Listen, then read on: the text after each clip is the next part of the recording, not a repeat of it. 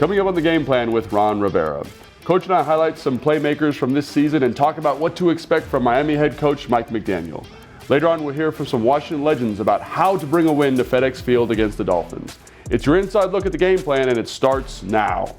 The Game Plan with Ron Rivera is presented by your local Washington area Honda dealers. Visit your local Washington area Honda dealer today to see our sleek Accord Hybrid or versatile CRV Hybrid.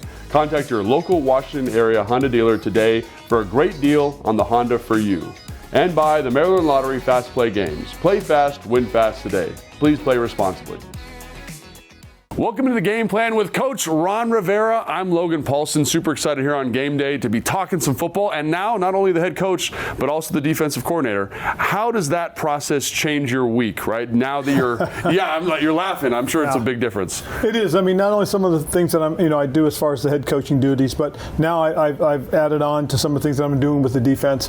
One of the things that we do, obviously, is on Mondays and Tuesdays is the primary game planning, game preparation for the next coming game.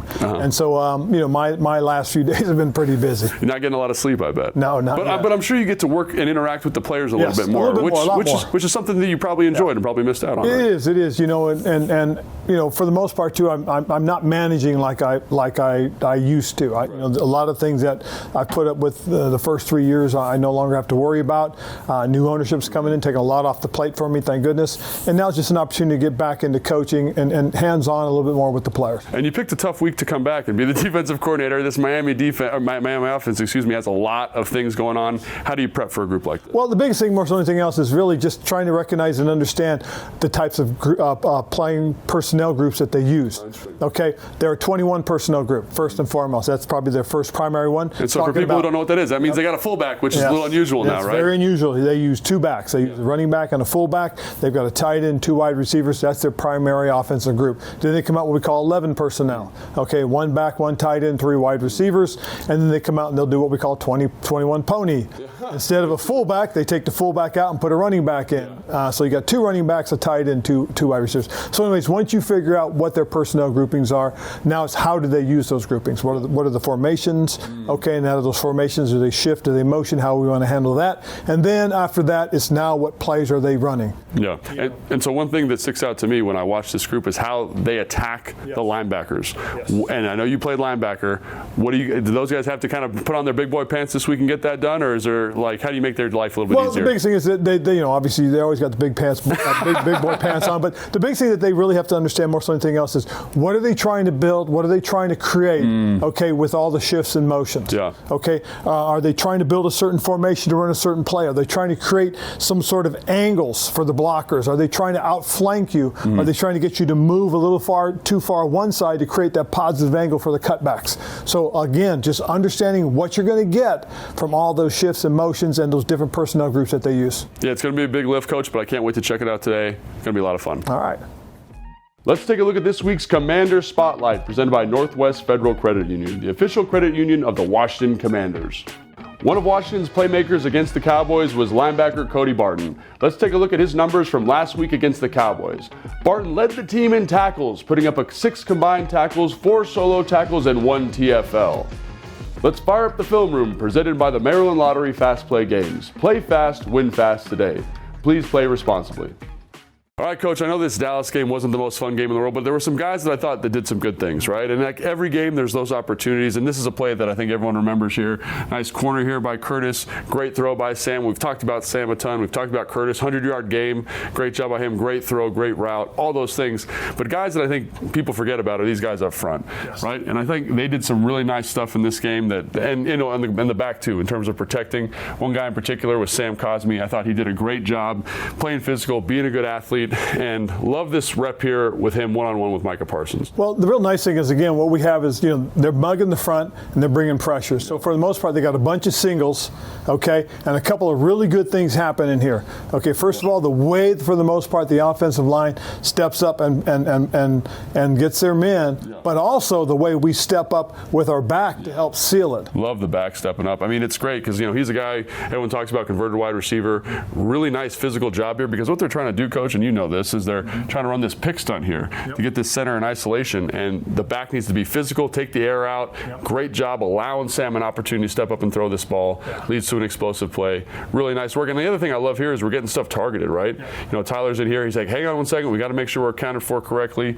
This is the backs guy. Awesome job just getting that communicated. Love to see that maturity from a guy who's been in the league for 10 years. Yes, and then really it helps settle everybody down, gives everybody an opportunity to focus in on what they need to get done.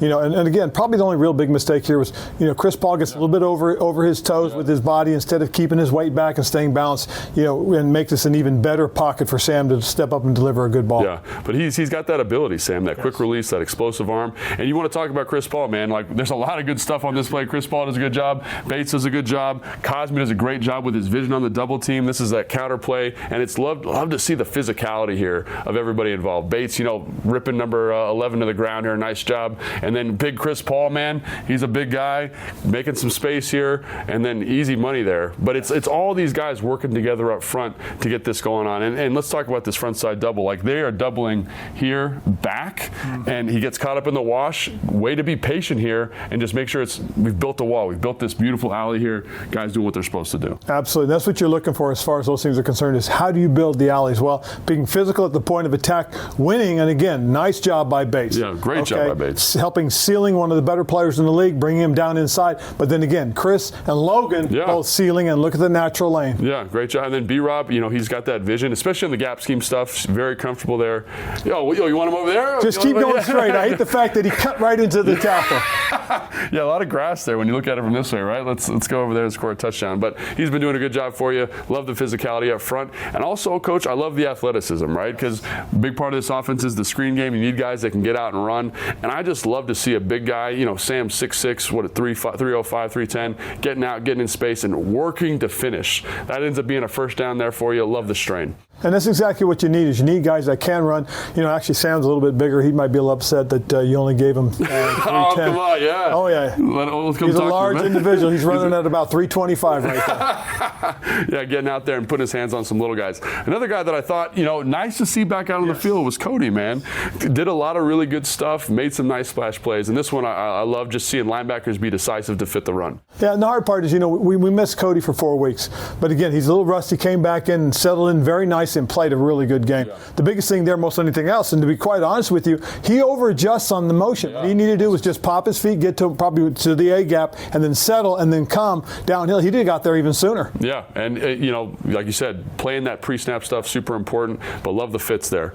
And again, a little kudos here to Casey Toohill. Yeah. Casey sets a nice edge, gets vertical, slows it down, and forces that ball to stay inside, which gives him and Cody an opportunity to make the play. That's where you see defense working together, how that helps everybody out. And this play, I mean, I love this play, Coach. It's one of those ones that never shows up on a stat sheet, right? Him just playing great in coverage, matching number 2, and just doing some nuanced stuff here that's really nice. Well, the big thing here, more than anything else, one of the things that we want him to do on this type of route is we want to make sure we can get it funneled inside, okay, so it takes a little bit of the stress off of the safeties, okay, and keep everything nice and tight. Cody puts himself in position, and he discourages the throw, so the quarterback's now got to step up into the pocket, hold on to the ball, and then again, he dumps it underneath, and now we can go ahead and make a nice vice tackle, get off the field, force a 4th down and a punt. And I just love, like, that's the vision, that's that stuff, you know, he's not really making a tackle here, but he's forcing that, he's allowing you to get off the field here by excellent coverage principles and details, which is awesome. Absolutely. And in this play, Coach, I don't know, man, he looks like you from back in the day. Does a great, I don't know what he's looking at here, but I love to see this decisive action here and making this tackle for a loss and setting you guys up for success. More than anything else, this really talks about what he did as far as his preparation for the game, knowing that anytime they hopped the back to 3 receivers in a stack was a good opportunity for them to try and run the screen. Again, he learned this by watching film, understanding what the opponent's going to try and do against us, reacts and makes a big splash. Yeah, absolutely. Great job. And hopefully those guys can continue to grow, bring some other guys along, and have an excellent game against the Miami Dolphins this week. If you guys love the game plan, you'll love Command Center. Fred, Santana, and myself talk exclusively Commanders content every time that show is on. That's Thursdays on the Commanders YouTube channel. Stay tuned. We talk more football with Coach Rivera when we come back. Coach and I go behind enemy lines to review Miami Dolphins film and see how we can bring a win to FedEx Field today. That's next on the Game Plan with Ron Rivera, presented by your local Honda dealer.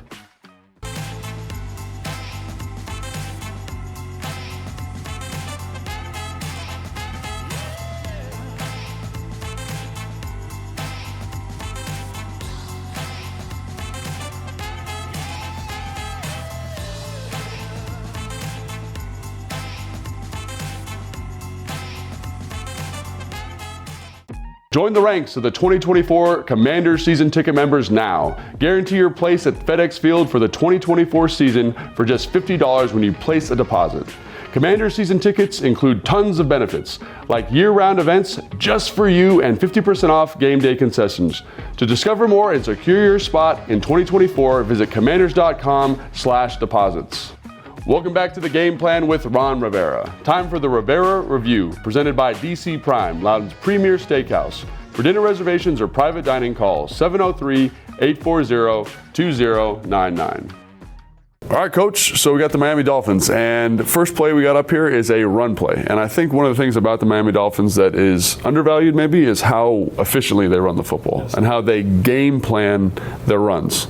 And this is an interesting one because I like it. If you go to the end zone here, Coach, like one of the things about it is they do a good job of attacking the bubble here, right? So the bubble being the shade over here. And they do it quickly, and they don't let you adjust. Can you talk about that real quick? Yes. Well, as you said, one of the things that they want you to do is they want you to go ahead and pay attention to all this movement and everything.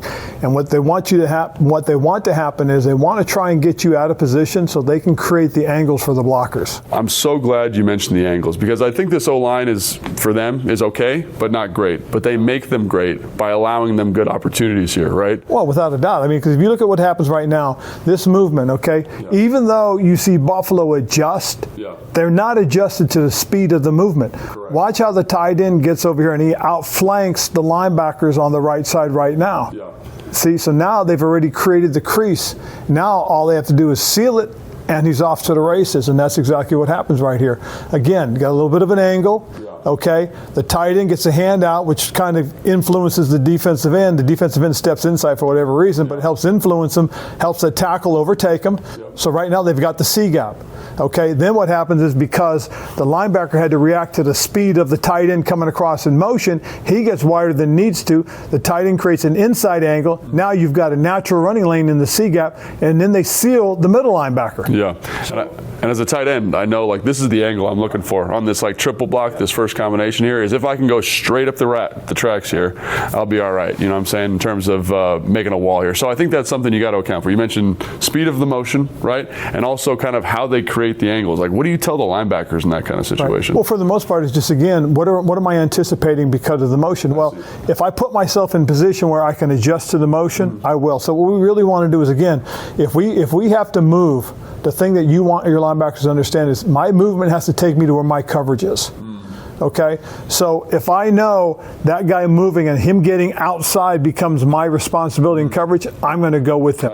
If my guy is the tight end that's stationary, I will stop over the top of that guy because that's as far as I need to be. I see. And then the other thing about them that I think is challenging, and I don't know if this guy's going to play, is they have fast running backs, Coach. Yes, and so do you coach the guys differently when you say they got so much speed back there, or is it like just trust what you see and trigger fast? It's basically trust what you see, and then you have to trigger. Once you get going, you've got to roll. You can't be wrong. You can't hesitate. You've got to go. Any hesitation gives them enough that they can get past you. Absolutely. And so, yeah, tough challenge, but obviously I'm sure you have a really well thought out, developed plan here, and I can't wait to check it out.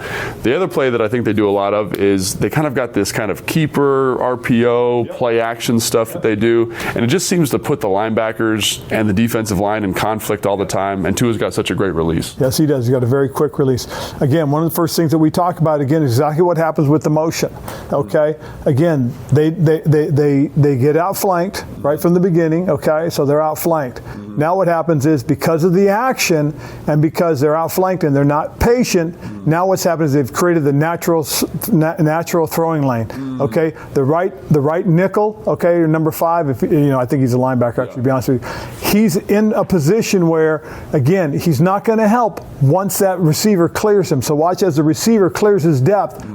Tua knows he's got a throwing lane. Right. There's the throwing lane. Yes. And the other thing is, like, I love how this action from the backfield puts 41 in conflict, too. It's like it kind of puts everybody in conflict. Because to me, 5, I don't know how you see this. He's the flat player here, I would say. And so, like, he's got to match the flat, and they just do such a good job of manipulating that space. Right. Well, what you're looking at for the most part, really, as it unfolds, it looks like you've got some sort of middle open. So you've got either some sort of quarters or you've got some sort of cover 2. If it's cover 2, the guy that's got to help you right now has to be 41, has to be the middle linebacker. And people say, oh, well, how can he do that? Well, he's responsible for number 3. Where's number 3 coming? Number 3 is coming out of the backfield, the secondary slicer, okay, if you will. So that tells me I'm working to my right. Well, if I'm working to my right, I got to get close to 17. The action of the tight end coming across will pull you to this throwing window. Exactly, and that's one of the things that they do. And that's kind of what you were talking about with the coverage, right? How your coverage will take you to your responsibility. Coverage takes you to your responsibility. So if you see a slicer, the slicer I fall with, it takes me to where my run gap is, and it takes me closer to where my coverage is. Well, that is good stuff, Coach. I don't know. Like sometimes there's little nuggets in here that just get me like fired up. That's one of them, right? So obviously offensively they got a lot of weapons, a lot of speed, got a lot to contend with there. Then defensively, I think they do some stuff that it's fun. It's fun to watch. It's a little bit, I don't want to say simplistic, but they play quarters, they play 6, they play 2, they play not so much 2, but play a little bit of man. It all kind of looks the same, and it puts quarterbacks in tough spots. Well, really what they're trying to do is by playing these types of coverages, they play them deep. Okay, they play him deeper than most people, and again, it's a little bit of I think of what Coach Fangio likes to do, and that is, if they're going to do anything, it's going to be a slow death. Right. They're going to make you earn every step of the way, and what happens is he knows people are going to get impatient. They're going to take shots when they really shouldn't. Right. That means the quarterback's going to have to hold the ball a little bit longer, which allows that pass rush to get there. When you're deeper, the quarterback has to see that the opportunity is there, and if he does and he waits too long, usually there's pressure. So again, as you see this again looks like they're in some form of quarters. Okay, so now what happens is either quarter, a half, or just straight quarters. But what's happening now is see how it all has to develop. So now what happens is it gives the linebackers underneath an opportunity to match the receivers. Well, because they've matched the receivers, they've put themselves in, for the most part, throwing lanes. Okay, although right down here I'd like to see number 4 a little bit deeper because again, you can rally to that, right? Right, they can rally to that, and really that's where the ball. See what happens where the ball's thrown. Because again, he thinks more than anything else because he can't throw the deeper route. Okay, he's going to have to go to the mid-level. Well, again, now if we're playing some sort of quarters, okay, or some sort of half, this outside corner becomes a hinge player. And what he's looking for is exactly what's being thrown, and that's somebody on the rail that he can flip his hips to and come back and make the play. So what do you tell Sam Howell when you see a clip like this? Just be patient, get the ball out, or? Absolutely. You've got to go to your next read right away.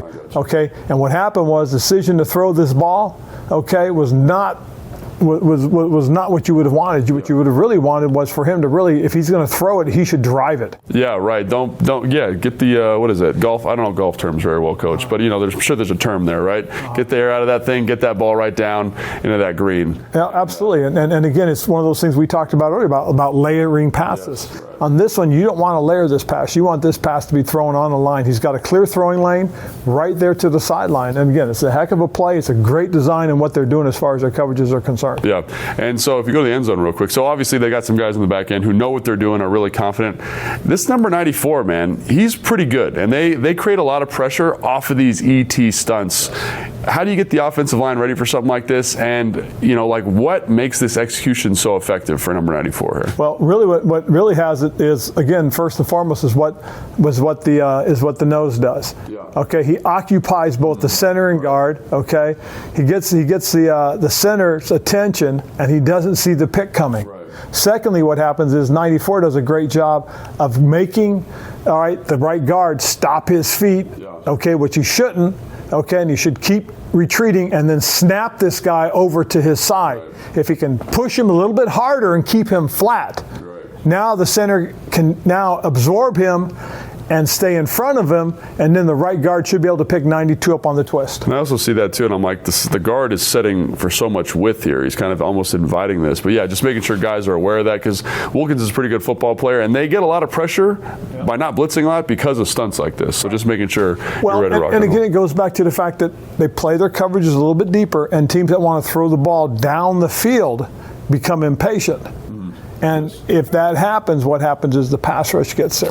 Coach, I think that's going to do it for today, man. And I learned so much in this session. And thank you so much for your time. And good luck this weekend, man. I appreciate it. If you like podcasts, you're in luck. Check out these pods we have for you every single week. Get Loud on Mondays with Fred Smoot and Michael Jenkins. Those guys are a hoot. The guys remember Sean Taylor, and they talk about Tom Brady's stance on mediocrity in the NFL. Next minute up on Tuesdays with Brian Colbert Jr. and Chris Rodriguez. Command Center's on Wednesdays and Fridays. That's our flagship program, Santana, Fred, and I. We hold that thing down. And Players Club on Fridays with London Fletcher, Santana Moss, and your favorite Commanders player. This week, we talked to number 4 himself, Curtis Samuel. Stick around because right after the break, we'll hear from London Fletcher, Santana Moss, and Fred Smoot on their tickets to a dub against the Miami Dolphins this afternoon. That's next on the Game Plan with Ron Rivera, presented by your local Honda dealer.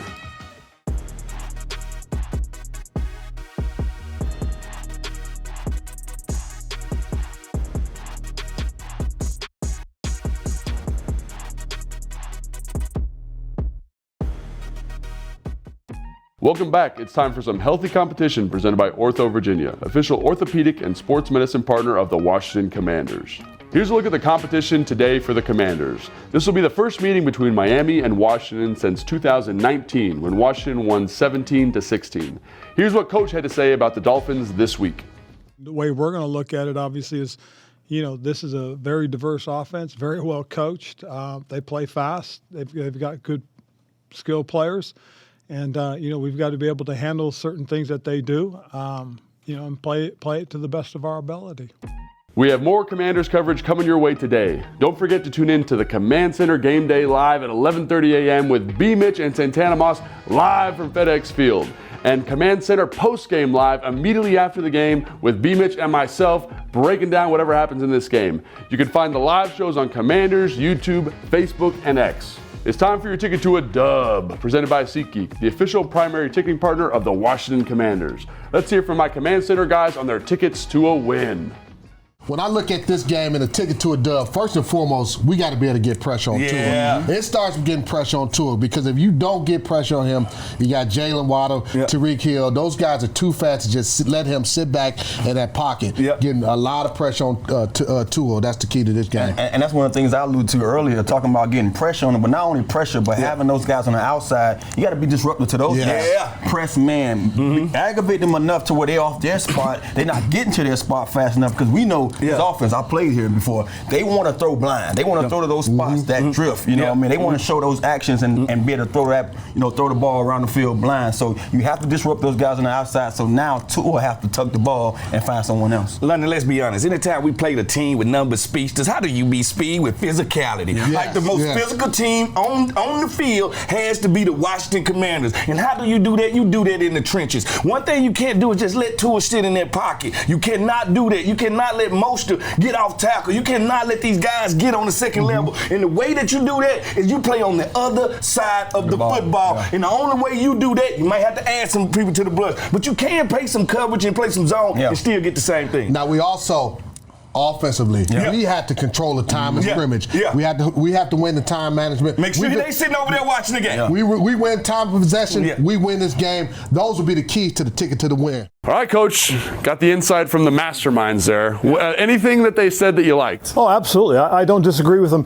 First and foremost, we do want to get pressure on Tua. That's probably one of the most important things. Secondly, with speed, you got to match speed with physicality. Why? Because this one thing this team has done, they put the ball on the ground 20 times. They've only lost 8 of those fumbles, but if you can get to them and get the ball on the ground and recover them, you create an opportunity for your offense to get back on the field, keep their offense off the field, and which I do agree.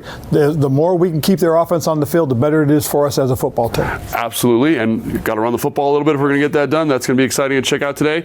So make sure, Coach, good luck. I almost didn't shake your hand there. Good luck today, Coach. And make sure you guys tune in next week for the Game Plan with Coach Ron Rivera.